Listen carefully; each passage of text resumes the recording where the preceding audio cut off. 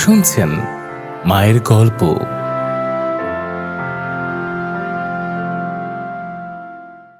আমার এবারের গল্প কেশবতী কন্যা। এটা ফিলিপিন্সের এক রূপকথার গল্প। অনুবাদ করেছেন দিব্যজ্যোতি মজুমদার। সে এক গ্রামের গল্প। সেই গ্রাম, তার পেছনে একটা পাহাড়ও ছিল। এখানে ছিল না কোনো জলের উৎস।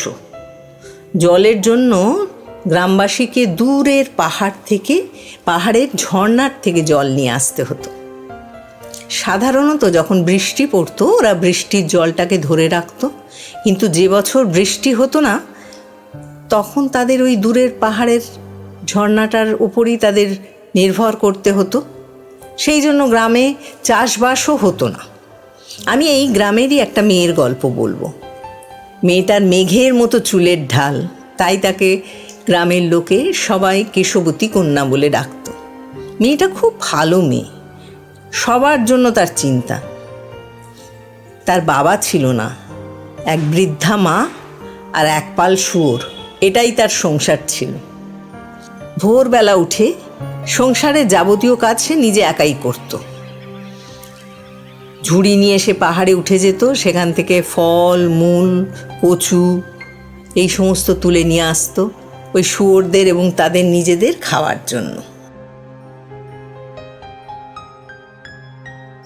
এইরকম একদিন সে সেই ভোরবেলা ফলমূলের খোঁজে পাহাড়ে যায়। হঠাৎ সে দূরে একটা ওলকপি দেখতে পায়। সে তো আনন্দে আত্মহারা হয়ে যায়, যাক আজকে আমি আর মা তাহলে ওলকপির তরকারি খাবো। এই ভেবে সে যেই না ওই ওলকপিটা তুলেছে, দেখে সেখানে একটা গর্ত হয়ে গেল এবং গর্তের ভেতর থেকে জল বেরোতে শুরু করেছে। কেশবতী তো ভীষণ তৃষ্ণার্ত ছিল। সে জল খাওয়ার আগেই আবার তার হাত থেকে গিয়ে সেই ওলকপিটা সেই গর্তের মুখটাকে বন্ধ করে দিল। সে অবাক হয়ে তাকিয়ে দেখছে যে কি ব্যাপার, এটা কি হলো। ও তারপরে আবার গিয়ে সেই ওলকপিটাকে তুলে প্রাণ ভরে জল পান করে আবার হুশ করে একটা আওয়াজ হয়ে সেই ওলকপিটা সেই গর্তের মুখে গিয়ে জলটাকে আটকে দেয়। ঠিক এমন সময় একটা দমকা হাওয়া এসে তাকে উড়িয়ে নিয়ে যায়, নিয়ে গিয়ে তাকে নাবালো একটা গুহার সামনে। বিশাল বড় একটা গুহা, তার সামনে একটা দৈত্যাকার লোক দাঁড়িয়ে আছে, যার সারা গায়ে লোম ভর্তি। সে কেশবতী কন্যার দিকে তাকিয়ে একেবারে কর্কশ স্বরে বলে উঠল, তুমি আমার জাদু ওলকপির কথা যদি কাউকে বলো তাহলে আমি তোমাকে মেরেই ফেলবো। আমি কিন্তু এই পাহাড়ের দেবতা, খুব সাবধান। আবার একটা দমকা হাওয়ায় তাকে পাহাড়ের নিচে নামিয়ে দিয়ে গেল। কেশবতী তো অবাক হয়ে তাকিয়ে রয়েছে। ভয়ে সে জড়সড় হয়ে আস্তে আস্তে বাড়ির দিকে রওনা হলো। বাড়িতে গিয়েও সে মাকে কিছুই বলল না। ও খুবই ভীত হয়ে রয়েছে, কাউকে কিছু বলছে না, শুধু ভাবছে, ইস এত জল, এই জল যদি আমাদের গ্রামের মধ্যে দিয়ে বয়ে যেত, কত চাষাবাদ করা যেত, মানুষগুলোর কত উপকার হতো, প্রাণ ভরে একটু জল খেতে পারতো, এত দূরে গিয়ে কষ্ট করে ওদের জল আনতে হতো না। যাই হোক, কি আর করা যাবে। কিন্তু কাউকে বলেনি, চুপ করে মনের দুঃখে চুপ করে বসে গেল। পাড়ার লোকেরা ভাবে, কি হলো, কেশবতী কন্যা এত চুপ করে গেছে কেন? ওর মা ভাবে, মেয়েটা এত গোমরা হয়ে গেল কেন? এরকম দিনের পর দিন যাচ্ছে, ও এত বিমর্ষ হয়ে যাচ্ছে, চুলে চিরুনি দেয় না, চুল জট পেকে চুল সাদা হয়ে গেল। যাই হোক, ও কাউকে বলছে না কিছু। একদিনকে সে এইভাবে পাহাড়ের দিকে তাকিয়ে উদাসভাবে তাকিয়ে রয়েছে, যখন দেখে দূর সেই পাহাড় থেকে এক বৃদ্ধ জল নিয়ে আসছে। হঠাৎ একটা পাথরের হোঁচট খেয়ে সেই বৃদ্ধ গেল পড়ে, পায়ের বুড়ো আঙুলের নখটা উঠে মাথা ফেটে জল পড়ে সে এক বিচ্ছিরি ঘটনা। কেশবতী আর নিজেকে ঠিক রাখতে পারেনি। সে দৌড়ে গিয়ে বৃদ্ধকে বসিয়ে সঙ্গে সঙ্গে রক্ত মুছিয়ে দিয়ে তারই কাপড়ের একটা ফালি ছিঁড়ে মাথায় বেঁধে পায়ে বেঁধে তার মাথায় হাত বুলিয়ে ব্যান্ডেজ বেঁধে দিয়ে, মানে সে তখন ভাবছে যে আমি এতটা কি করে স্বার্থপর হলাম। আমি শুধু নিজের জন্যই ভাবছি, আমার নিজেকে বাঁচিয়ে রাখাটাই এতটা দরকার। আমার নিজের এত মৃত্যু ভয় কিসের? চতুর্দিকে জলের জন্য এত হাহাকার, আর আমি শুধু আমার প্রাণ যাবে বলে আমি কাউকে কিছু বলছি না।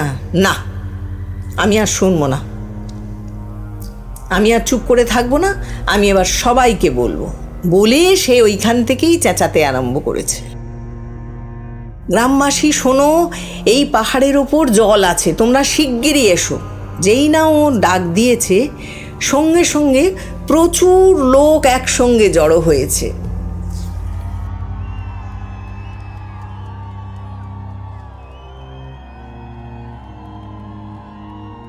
সে সবাইকে বলল, তোমরা শিগগিরই এসো, গাঁইতি শাবল এ সমস্ত নিয়ে এসো।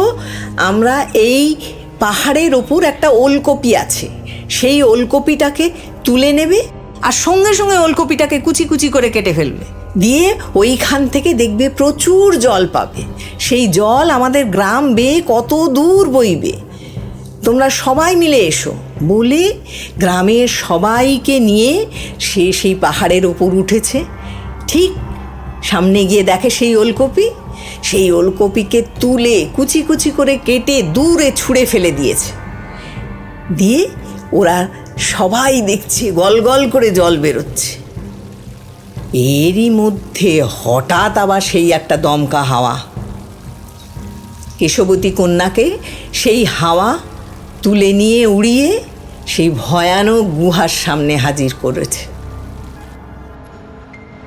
এবং চিৎকার করে সেই পাহাড়ের দেবতা বলে উঠল, তোমাকে বারণ করা সত্ত্বেও তুমি সেই ঝর্ণার মুখটাকে বড় করে ফেললে, এবার আমি তোমাকে জ্যান্ত মারব। কেশবতী কন্যার কিন্তু কোনো চিন্তা নেই, অত্যন্ত শান্তি মনে বলল, গায়ের মানুষদের দুঃখ ঘুচেছে, এরপর তুমি আমাকে যদি মারতে চাও আমি হাসি মুখে মৃত্যুবরণ করব, আমার কোনো অসুবিধে নেই। সেই দেবতা তখন চিৎকার করে বলল, তোমাকে তিলে তিলে মারব।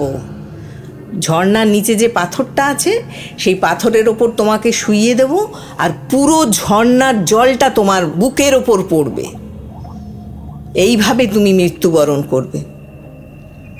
তো কেশবতী বলল, মানুষের ভালোর জন্য যদি কিছু করতে হয় আমার কোনো চিন্তা নেই, আমার কোনো ভয় নেই, শুধু একটাই কথা, আমার মা আর শুয়োরগুলো আছে তো আমার সংসারে, তাদের কেউ দেখার নেই, আমিই তাদের দেখতাম। তুমি যদি আমায় একবার অনুমতি দাও, আমি একটিবারের জন্য বাড়িতে যাব, গিয়ে কাউকেই দায়িত্বটা দিয়ে আসব।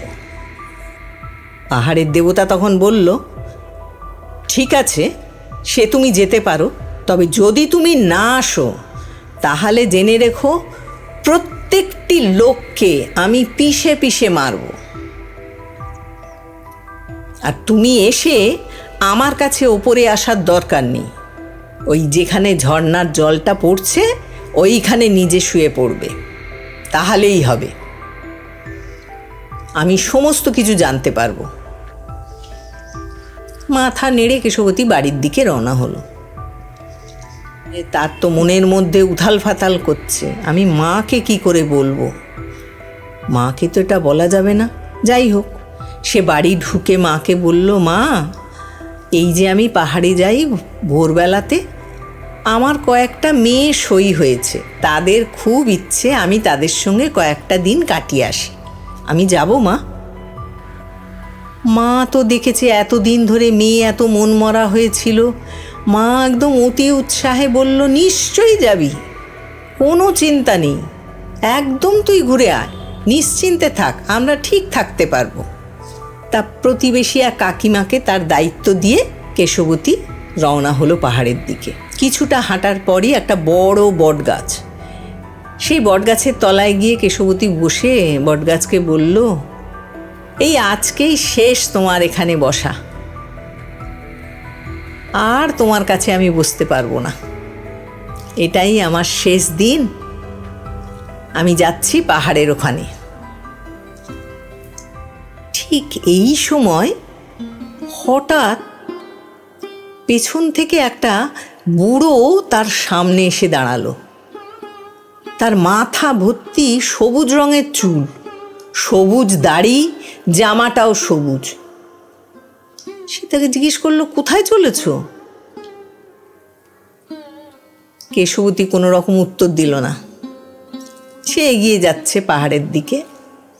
তখন সেই সবুজ বুড়ো বলল, আমি কিন্তু সব জানি, তোমার যা বিপদ সেটাও আমি জানি, আর এটাও জানি যে তুমি এত ভালো মেয়ে, তুমি সবার ভালো করতে চাও, সেই জন্য আমি তোমাকে বাঁচাবই। সেই জন্য দেখো, পাথর খোদাই করে ঠিক তোমার মতো আমি একটা মূর্তি তৈরি করে রেখেছি। কেশবতী তাকিয়ে একদম অবাক হয়ে যায়। সত্যি একদম তার মতো দেখতে। কেশবতী ভাবে যে কি বাবা, এই সবুজ বুড়ো কি তাকে আগে দেখেছে? তাহলে এত নিখুঁতভাবে সে কি করে করলো?